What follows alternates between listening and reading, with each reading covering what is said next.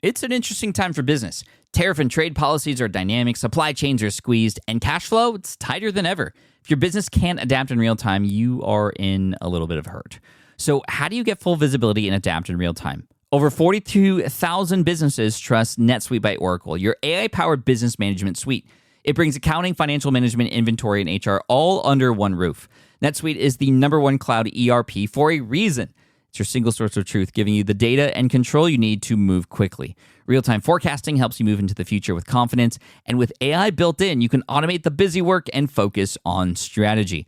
NetSuite helps you see what's stuck, what it's costing you, and how to pivot fast. If I were running a business with a lot of moving parts, I'd use NetSuite for full control over everything. Tame the chaos with NetSuite. If your revenues are at least in the 7 figures, download the free ebook, Navigating Global Trade, 3 Insights for Leaders at netsuite.com/SPI. That's netsuite.com/SPI.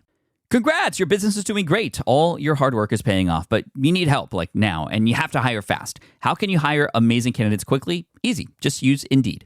When it comes to hiring, Indeed is all you need. Stop struggling to get your job post seen on other job sites. Indeed sponsored jobs help you stand out and hire fast. And with sponsored jobs, your posts jump to the top of the page for your relevant candidates so you can reach people you want faster.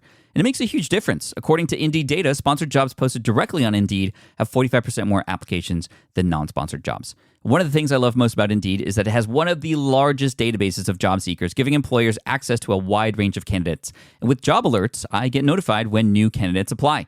And with Indeed sponsored jobs, there's no monthly subscriptions, no long-term contracts, and you only pay for results. So how fast? Well, in the minute that I've been talking to you, 23 hires were made on Indeed, according to Indeed data worldwide. There's no need to wait any longer. Speed up your hiring right now with Indeed. And listeners of this show will get a $75 sponsored job credit to get your jobs more visibility at Indeed.com/smartpassive. Just go to Indeed.com/smartpassive right now and support our show by saying you heard about Indeed on this podcast. Indeed.com/smartpassive. Terms and conditions apply. Hiring, Indeed, is all you need. The perfect product launch. It's the goal for every brand marketer. High heat, fast sellout, and fans posting recipes like trophies. What do Sydney Sweeney's soap drop, Taylor Swift's tickets, and your next launch have in common? Well, they're not bought, they're bragged about. Fanfare turns your drop into a moment. Fanfare cues real fans, blocks bots, and builds launch experiences worth screenshotting. Want hype without the heartbreak? Get Fanfare's 5-step hype drop playbook with our proven success formula and make your next launch unforgettable at fanfare.io/playbook. Again, fanfare.io/playbook. This is the Smart Passive Income Podcast with Pat Flynn, session number 21. Let's go. Welcome to the Smart Passive Income Podcast, where it's all about working hard now so you can sit back and reap the benefits later. And now your host. He used to be in a Quake 2 clan, Pat Flynn. Still using a copy-paste website? Break the template trap with Framer. Whether you're overwhelmed by traditional site builders or frustrated with cookie-cutter designs, Framer gives you the freedom to create a site that's professional, polished, and uniquely yours. Framer is the design-first, no-code website builder that lets anyone ship a production-ready site in minutes. It's free to start, allowing you to browse hundreds of pixel-perfect templates or even design something on your own on a totally blank canvas. Add bold animations like appear effects, text effects, parallax scrolling, scroll animations, looping animations, and much more in seconds. The built-in AI handles the heavy lifting, generating starter layouts, and can even translate your entire site to any language. Ready to build a site that looks hand-coded without hiring a developer? Launch your site for free at framer.com and use code SPI to get your first month of pro on the house. That's framer.com, promo code SPI. Framer.com, promo code SPI. Rules and restrictions may apply. With running your own business, legal questions always come with the territory. Like, can I use this contract or agreement? What do I do if a client doesn't pay? Am I even structured the right way for taxes? Instead of Googling your way through legal landmines, imagine having a law firm ready to address your business's legal needs without the sticker shock. That's what you get with Legal Shield's small business plans. Legal Shield helps entrepreneurs access real legal help on contract reviews, collection letters, business formation guidance, and even help navigating IRS audits. Members can schedule consultations, upload documents through the app, and get support from a provider law firm that knows small business laws in your state. Plus, consultations on taxes or trademarks help you stay ahead of potential problems. And if a client is late on a payment, Legal Shield steps in with professional collection letters so you can protect your hard-earned revenue, all for a fraction of the price of hiring a lawyer on your own. Go to LegalShield.com/SPI or call 833-570-9980 to learn more and get big business legal support without a big business budget. That's LegalShield.com/SPI. Hey everybody, what's up? Welcome to the 21st session of the Smart Passive Income Podcast. I'm your host, Pat Flynn from SmartPassiveIncome.com. And today we're going to do something a little different. I don't have any guests on the show. However, I will be answering a number of your questions that have been sent to me via email, on my Facebook page, on Twitter, everywhere. And the reason I'm answering these questions on the podcast is because I'm getting asked the same questions over and over again.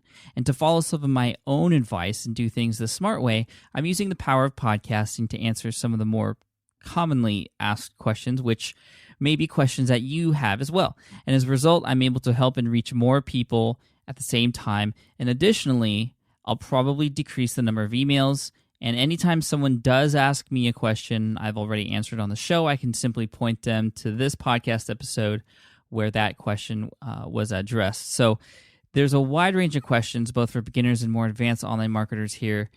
So hopefully you'll come away with something new, or at least confirm your own knowledge and answers to the questions that you hear on the show today. I'm going to try and cover as many as I can. And just for future reference, if you have any questions of your own that you'd like to be answered, feel free to drop me a message on my Facebook page at www.patonfacebook.com.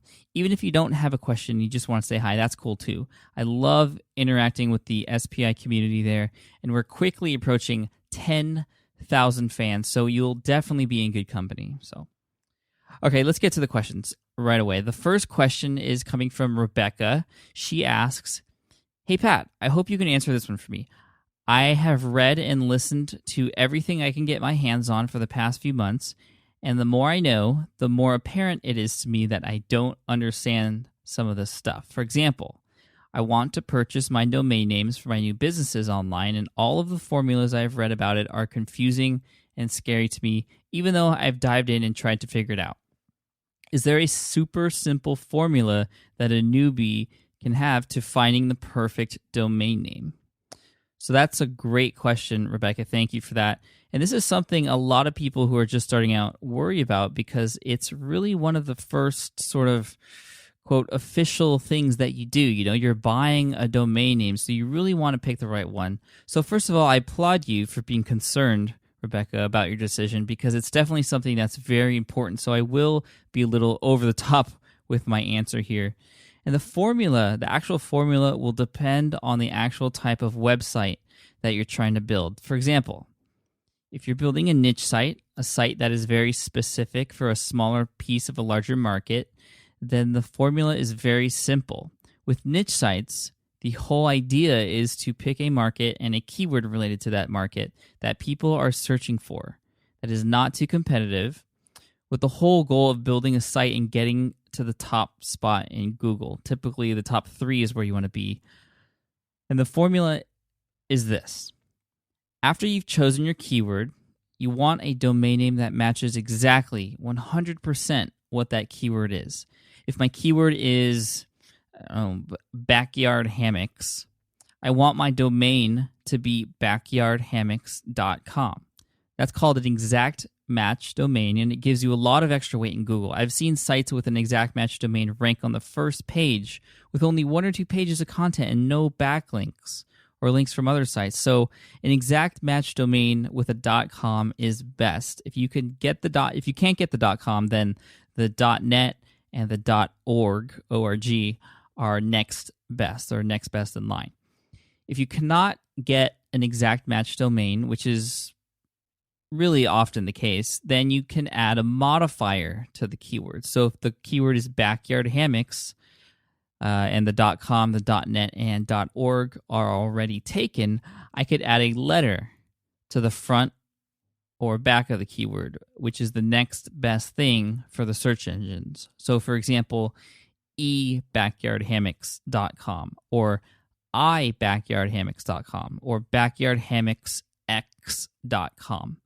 And of course, if the .coms are taken, you can go with a .net or .org as well.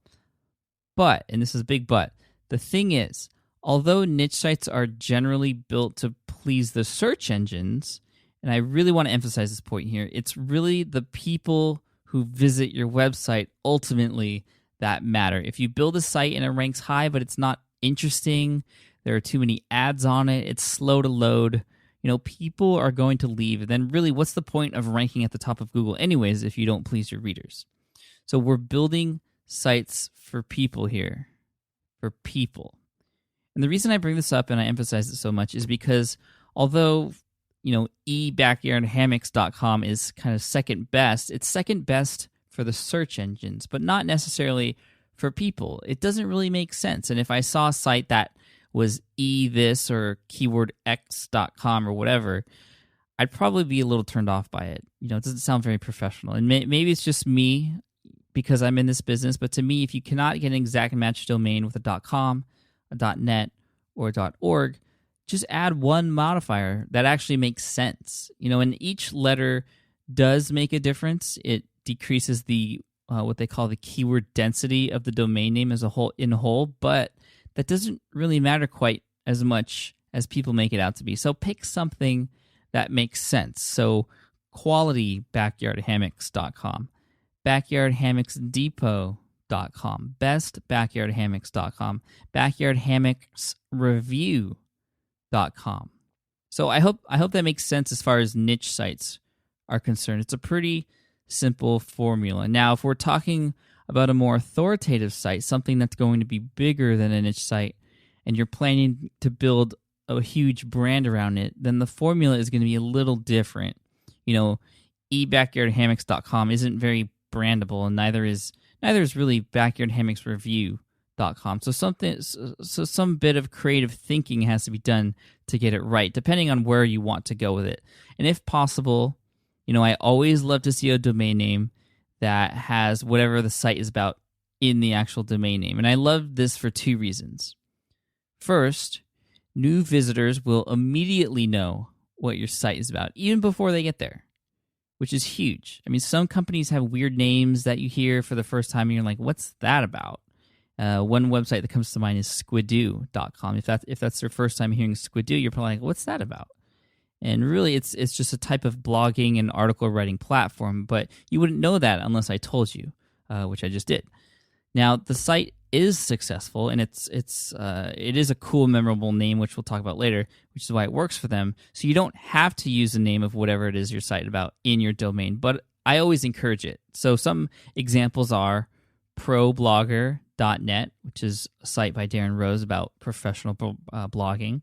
smartpassiveincome.com, my site, entrepreneursjourney.com, virtualstafffinder.com, podcastanswerman.com. These are all great domain names that, you hear the domain name, you pretty much know exactly what the site is about already, which is huge for engagement.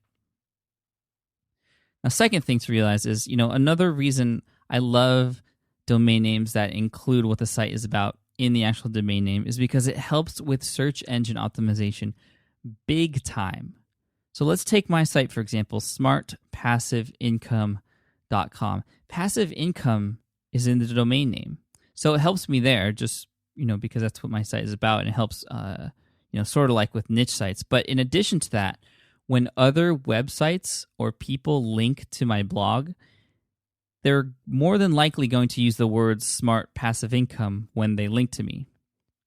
And that anchor text, as they call it, is another thing that Google looks at for ranking websites against each other. So automatically, because people are linking to me with the words passive income in it, the little blue highlighted underlined text on a website that when you click, it takes you to another site, that anchor text has passive income in it, and it helps out so much.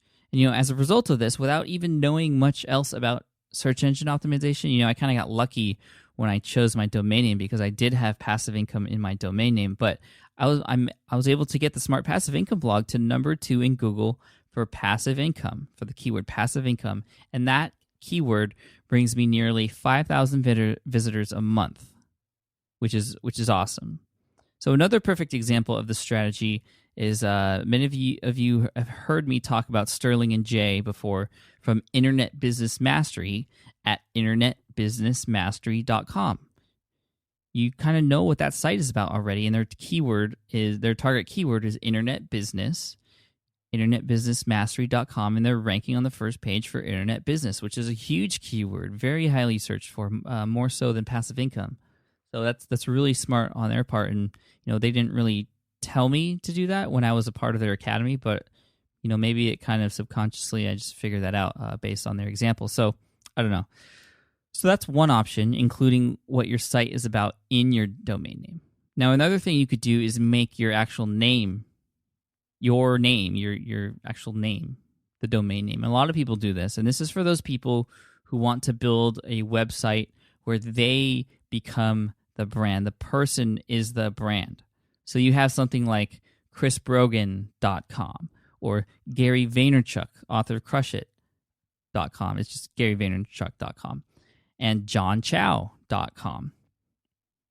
Now, there's a few things to consider when if you're going to use your name as the domain name. First of all, you're using your name. So the site is going to be about you, and you're going to have to be somewhat transparent about what you do in your business or whatever it is you're talking about if you want to succeed. And if that's something you're not comfortable with, then you might want to stay away from using your name and take a different route. Also, it will be nearly impossible to sell the site if you have, for example, an exit strategy.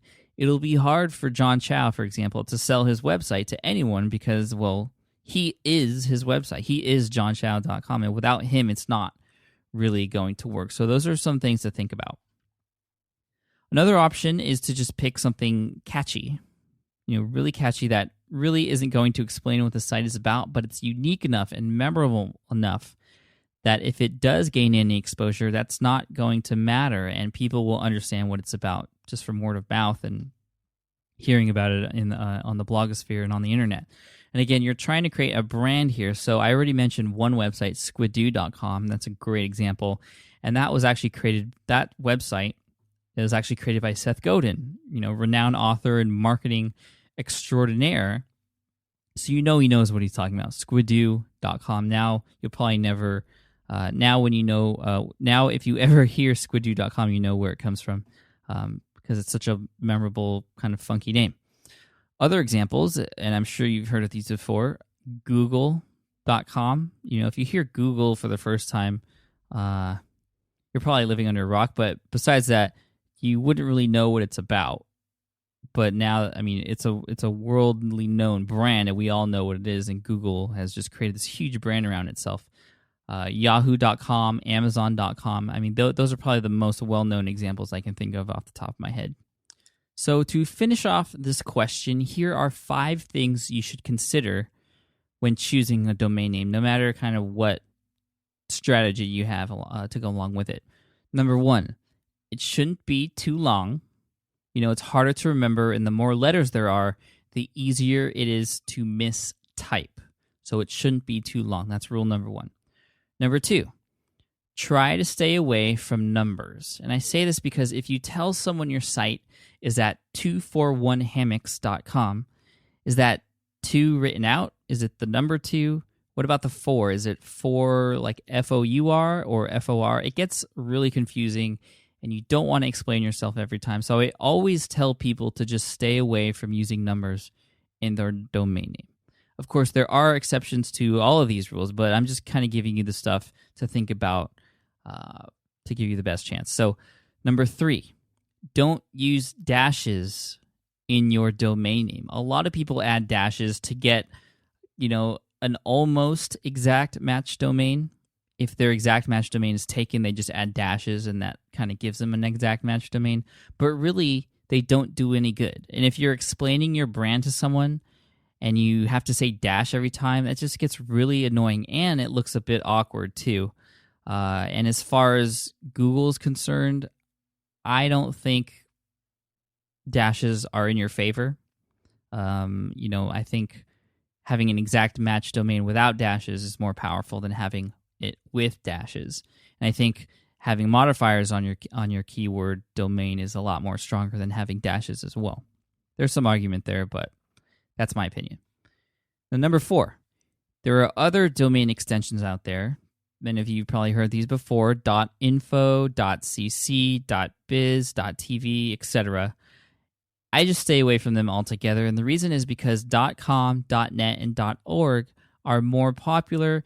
It holds more weight in Google, and I remember a story that Glenn Alsop from ViperChill.com told on his blog, I think, which when he was explaining why he only uses .com, .net, and .org as well, was that Google one day just dropped all of the .info sites out of their index by accident one day, which is really scary to think about. But that is something that would never happen to a .com, .net, or .org site. There's just so many of them, and that's what they're primarily looking at.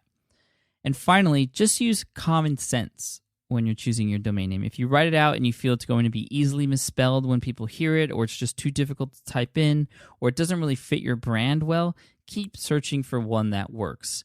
And generally speaking, the way to think about all of this, I love giving people this example because it really makes them think about what the name is going to be for their brand. What if your site became hugely popular and you were invited to, Good Morning America, a national television show with millions of people watching, to talk about your brand and your website? You're going to want a domain name that makes people remember who you are, what your brand is about, one that's easy to remember, one that's not mistypable, it's very catchy, it's purposeful, everything we talked about in those rules. So just imagine your brand, your domain, you're going on a really popular TV show, you want to make it as easy as possible for people to type in that domain name and get to you on your website. Now, hopefully your servers can handle millions of visitors if you were featured on Good Morning America. So that's a whole nother issue. So great question, Rebecca. Thank you. There's a lot to it. I mean, we spent the last 10 minutes talking about domain names, but there, like I said, it's a really important step for anyone wanting to make a difference online. So, okay, the second question we have is from Brent, and Brent asks a really great question. Pat, I have an ebook idea, but I don't have a blog or any type of online presence yet. What can I do to make my ebook successful? Now, first of all, I think it's great, Brent, that you're ready to publish something online. An ebook is really what changed my life. And for those of you who don't really know my story, I had a blog for a while. I still have it. But I was publishing on this blog for about a year and a half until I got laid off. I decided to monetize it by writing an ebook study guide for this exam that the blog was about. And after writing the ebook and selling it online, I grossed about $8,000 that very first month. And then it just sort of took off from there, which was great. And to be honest with you, and I'm really going to speak from experience here, it's going to be much more difficult to succeed with an ebook or any type of product you create for distribution online if you don't already have an existing audience or presence online. If you have an audience or a following already, it's going to make things so much easier for you. I mean, people always ask me, Pat, how did you make almost $8,000 the first month you went online? And the truth is that I didn't. I earned that much the first month I sold my ebook, but I had my blog where I was building a community, establishing myself as an authority for over a year, plus tack on an extra 2 months to actually create the ebook. And as you can see, it didn't really happen overnight. Nothing usually does, unless you win the lottery or something. So if you have the time and patience to build a community, maybe by starting a blog like I did, or maybe a podcast, or maybe a YouTube channel, and getting your name out there by providing real value and extremely useful content to people so they become a part of your tribe, they follow you everywhere you go, they spread your message across the entire world for you, giving you signs that they would buy something from you or invest in something you've created, then you've pretty much succeeded already. And all you need to do is take action and write the book. But like I said, it takes time and patience to get there, and things don't happen right away. And to me, this is the best way to do it. It's the way that I've done it since the beginning with greenexamacademy.com. and also smartpassiveincome.com too. Now, that said, if you have read The 4-Hour Work Week by Tim Ferriss, one of my favorite books that was a huge inspiration for how I passively run my businesses today, you'll remember that there's a chapter in there called Income Autopilot 2, Testing the Muse. And within that chapter, there's a subchapter called Step 3, Micro Test Your Products. And for those of you who have the second edition, the kind of orange version of the 4-Hour Work Week, that's on page 180. So check that out. And in this chapter, Tim reveals a strategy to see how successful an idea can be. Again, an idea. Now, this is good stuff here because you don't actually have to create your product before it goes on the market to test it. And this is something, just to clarify, that you would do if you don't already have an audience. This is probably the best way to go if that is the case. Now, there's a little bit of money involved to invest in pay-per-click advertising, but that's the price you pay when you don't already have an audience to test a product out or do a survey for you. But to Tim and to me, it's well worth the investment because we'd rather spend $250 to $500 to know my product isn't good based on hard-cold numbers, as opposed to A, never doing anything at all and wondering what could have been, and B, spending 60 hours creating a product only to launch a website and have your product sell to nobody. I'm not going to go into detail about how the testing works. I have a blog post for that, but it's basically setting up a sales page that sells your ebook or whatever product you have, driving pay-per-click advertising to it, and tracking how many people click on the Buy Now button, which shows how many people would have taken the initial steps to purchase that book, and how much time they spend on the site is important as well. And I have step-by-step details about how to do this in a blog post series that I wrote, which is, it's actually been passed around quite a bit on StumbleUpon and Twitter. So you can find a link in the show notes, which if you're listening to this podcast right now, you can go to the show notes directly at smartpassiveincome.com/session21. Those are the numbers 21. Or just visit the blog and hit the podcast tab at the top. So, and if you're reading and listening on if you're reading the transcript while you're listening to this, these links are in the transcript as well for your convenience. So the blog post series is called How to Test Your Online Product Before It's Even Made. Again, it's a 4-part series that helps you understand if a market exists for your idea. Then, after all this testing, if you happen to run the numbers and it looks good, you have a winning product. And with PPC, pay-per-click advertising, it's basically like spending $10 to earn $25, for example, or trading dimes for quarters, as many internet marketers like to say. So my first part of the answer is become an authority in the niche that you're writing a book for. And don't worry if there's already competition out there. I love competition. I love competition and competing websites because they tell me exactly what they are doing wrong and what I should do instead. You know what I mean? Plus, it's a sign that there's a market for whatever it is you're looking to get into. So now it's your job to put yourself in that market. Take what everyone else is doing wrong and show all of those customers and potential customers and people visiting those sites in that market that you're the go-to person. Or that you have the go-to product to help solve their problem or fulfill their need or their desire or their wants. Now, of course, gaining a following and establishing yourself,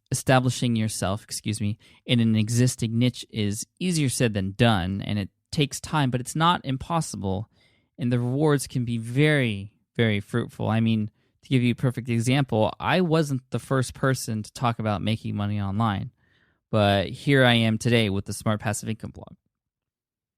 So the second part of my answer, if you don't have the time to become an authority or a tribe leader, as some might say, then you can use PPC campaigns on Google AdWords or Facebook to test your idea first. And then if it's a green light, really start to trade your dimes for quarters there. Put in $10, get back 25. And, you can add zeros to the end of those things. Put in 100, get back 250. Put in 1,000, get back 2,500, etc. So that's really how it works. So good luck with that, Brent. Great question. And it's really up to you how you would like to proceed. So our next question is from about 6 different people. So I'm not going to mention their names, but I'll paraphrase that question for you because they all kind of asked it in a different manner. They said, Pat, how do you make your YouTube videos with the Blackboard with your logo on it and you writing live on top of the screen?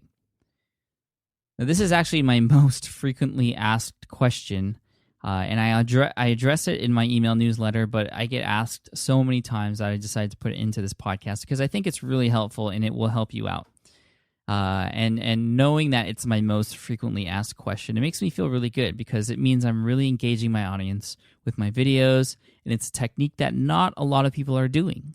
It's probably part of the reason why my YouTube channel has over 500,000 views and counting. And if you're interested in learning more about how I use YouTube and tips and tricks to maximize your efforts there, definitely check out Smart Passive Income podcast session number 19. Everything you need to know about YouTube for online business and blogging. It's been one of the most popular podcast episodes so far.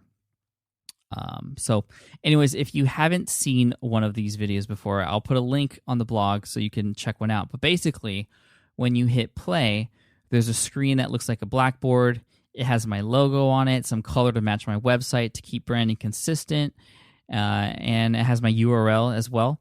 And during the video, you can hear me talk in the background while I actually write on the screen, sort of like a teacher in a classroom would on a projector. And it's much more engaging than something like a PowerPoint or a keynote presentation where text kind of just pops up on the screen. I mean, you can actually see me in real time as I talk right on the screen. So I draw diagrams, I draw graphics, charts, and other things to help explain whatever it is I'm trying to explain. And the way this is done is actually pretty easy, and I'm happy to share this technique with you because, like I said, it's a great way to engage your audience and stand out from everyone else who is making videos in your niche, and I really want you to succeed. So feel free to take this technique, and if anyone asks you, you can tell them it came from me, but don't feel like you need a link to me or anything every time you use it. So what I do is I'm basically using a screen capture software such as Camtasia, and there's also ScreenFlow for Mac users, and there's actually a free one that you could try out. I haven't tested it myself, but it's called Cam Studio. You can get it at camstudio.org. And I use this software to record myself writing on top of a Blackboard that I created myself in Photoshop. I'm actually in the Photoshop program using a pen tool to draw on a layer on top of a Blackboard that I previously created in Photoshop. Now, if you don't have Photoshop, there is some open source software out there that you can download for free that will accomplish the same thing. I don't know how to use them quite yet, but you can sort of figure it out and create a Blackboard for yourself. One of them is called GIMP, G-I-M-P. You can get that software at gimp.org. And that's it. You know, although one other thing, I do have a pen and tablet so that I can write legibly. It's really hard to write text with a mouse, as I'm sure many of you know. And the particular tablet that I have is called the Bamboo Fun Tablet. I actually bought it at a Mac store. You could probably get it at a Best Buy too. And I think it was only $69 or something. It's on Amazon.com as well. And I've since converted a couple of people to this system.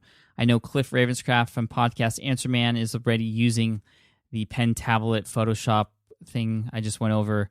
I don't even know what to call this this system. I'll call it Pat's Blackboard system or something.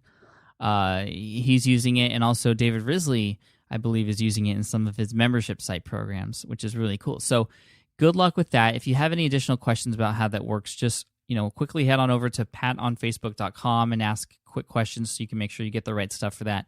If you'd like an affiliate link for the Bamboo pen and tablet that I use, it'll be on the show notes as well. So thank you in advance for those of you who are interested in this technique and would like to use that. Again, it's a really engaging, it's a really great way to teach people something different than everyone else is doing it.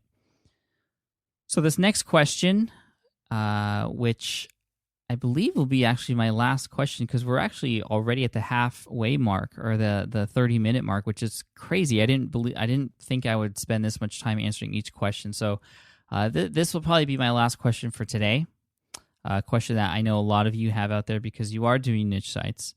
And the question is, how do I increase my AdSense earnings? How do I increase my AdSense earnings? This is a question from, actually, it's funny because just the other day, two people in consecutive emails, and I get hundreds of emails a day. Two people in consecutive emails asked me this very same question. So I'm happy to address it here and send them to this podcast episode. So JD and Anthony ask, how do I increase my AdSense earnings?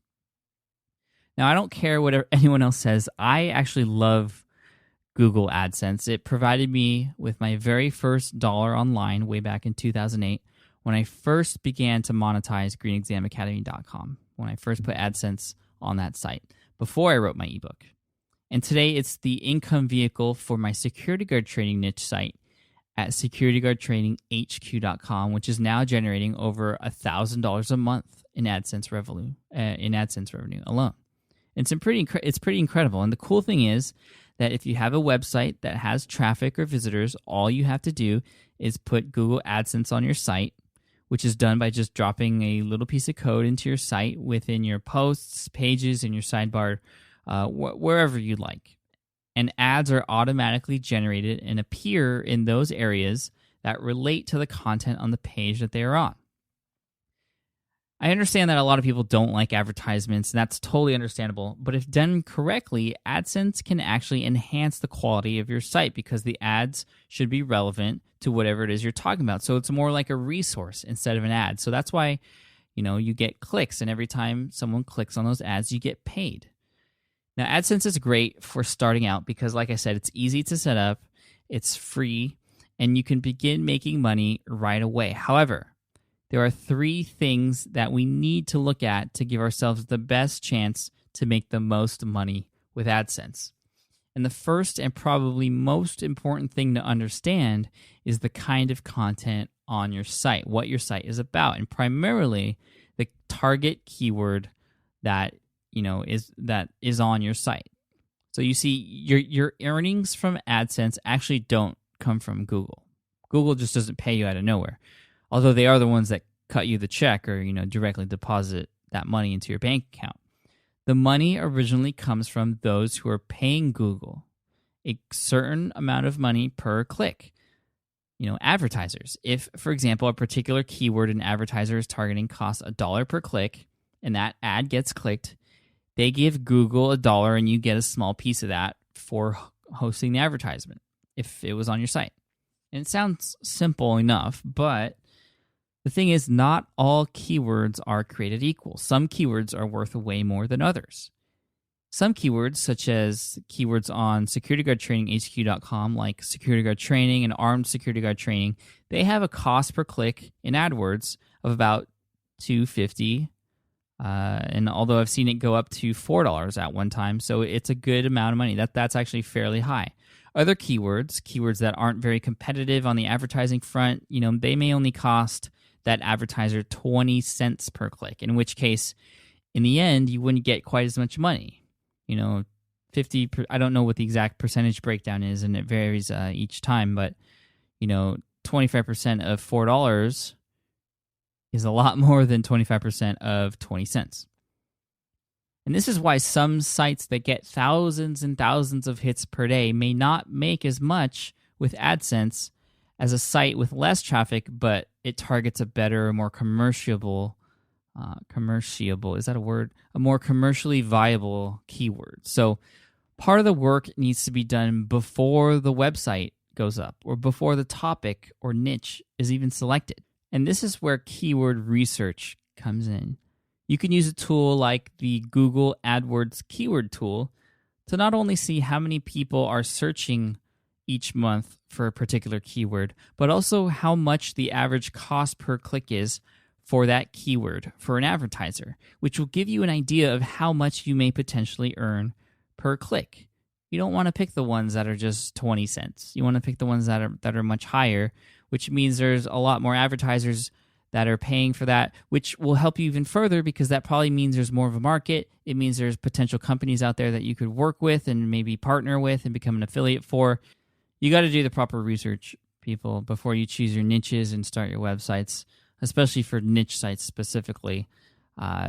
choose a keyword that will give you a chance to earn a lot of money.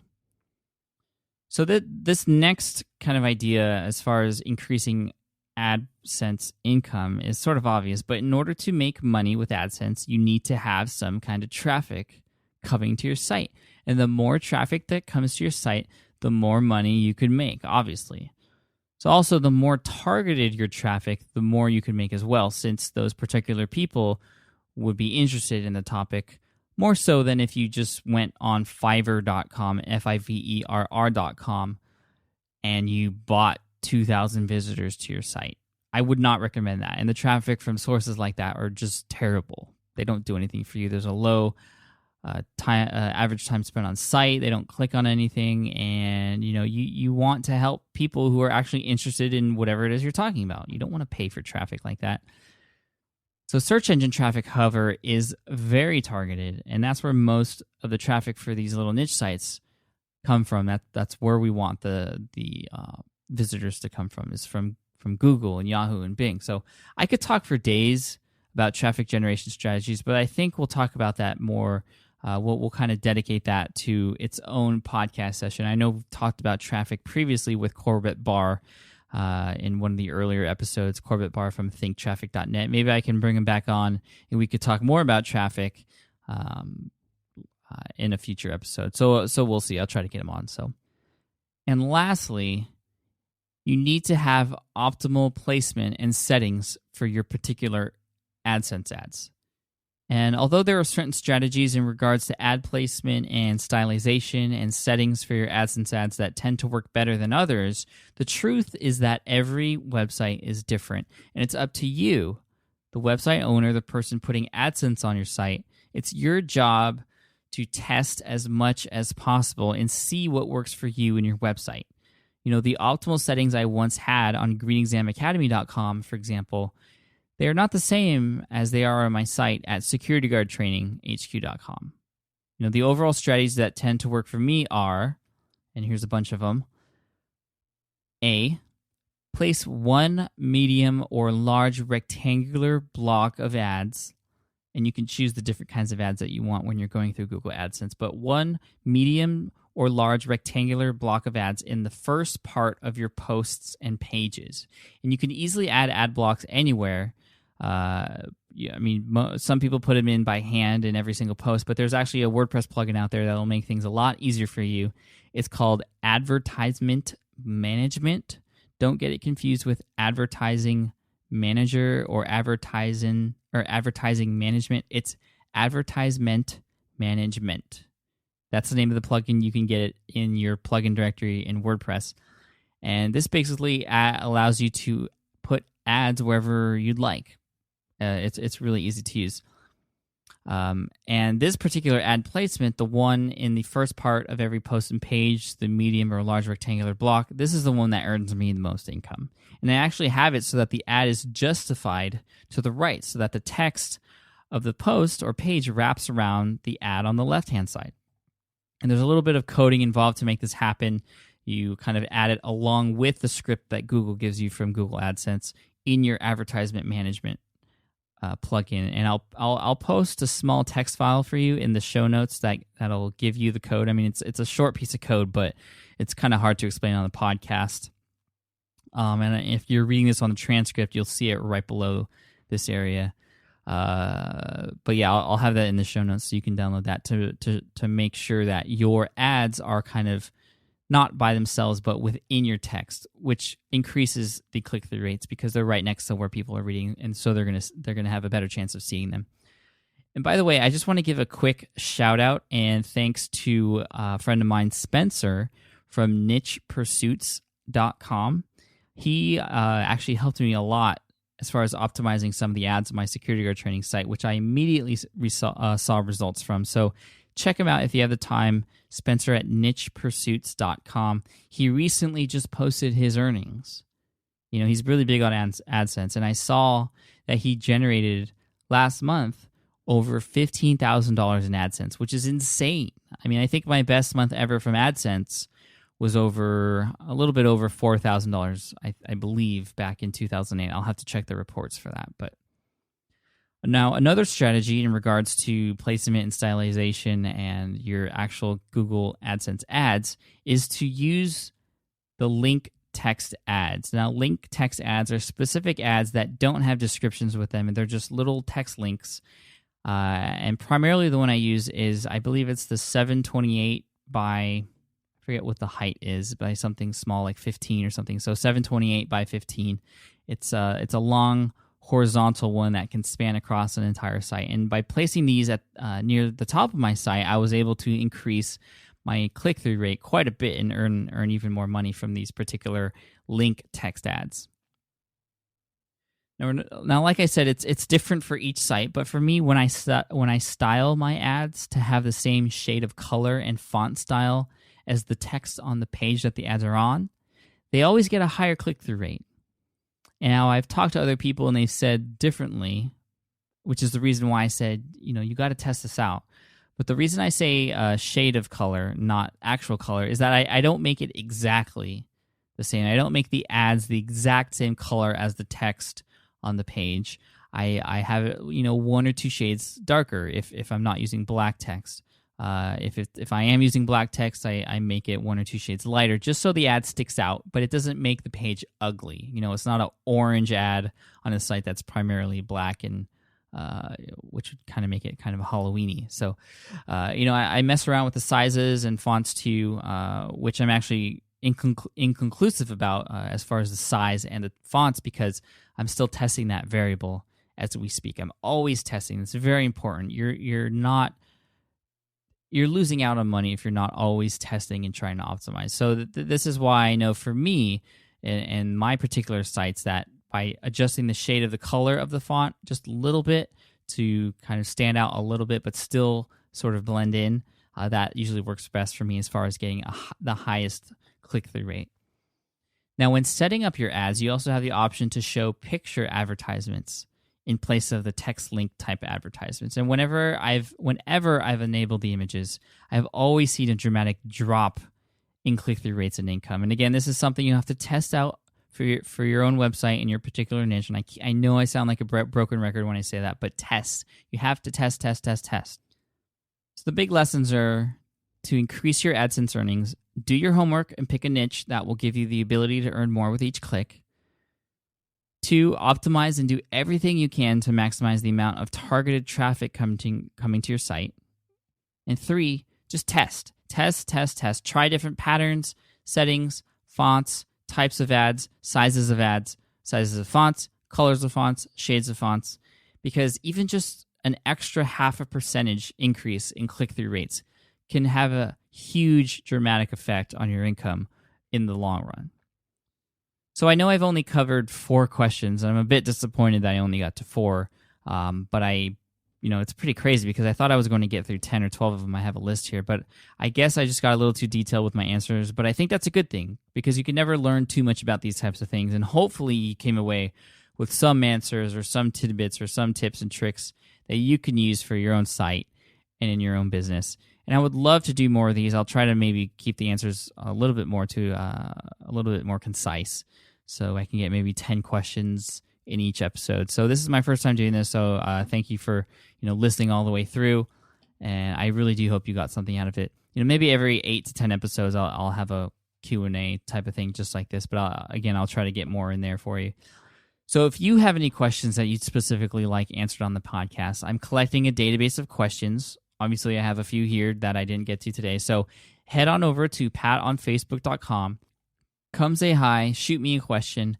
I may answer it right away for you anyways. And if it's a good question and I feel a lot of other people have that same question too, I'll include it in my database for later use in the podcast. So, well, thank you, everybody. I just want to thank you so much for your support, everybody. I mean, we're up to 149 reviews in iTunes, which is amazing. I never thought it would get there this fast, and I would love for you to be 150 if you have the time. And of course, please leave an honest review if you do, and if you have any criticism, please keep it constructive so I can continue to improve the show and help you even more in the future. You guys rock. Thank you so much, and here's to your success in online business, in blogging, and in life. smartpassiveincome.com. Check it out. Thanks, guys. Peace. Thanks for listening to the Smart Passive Income Podcast at www.smartpassiveincome.com.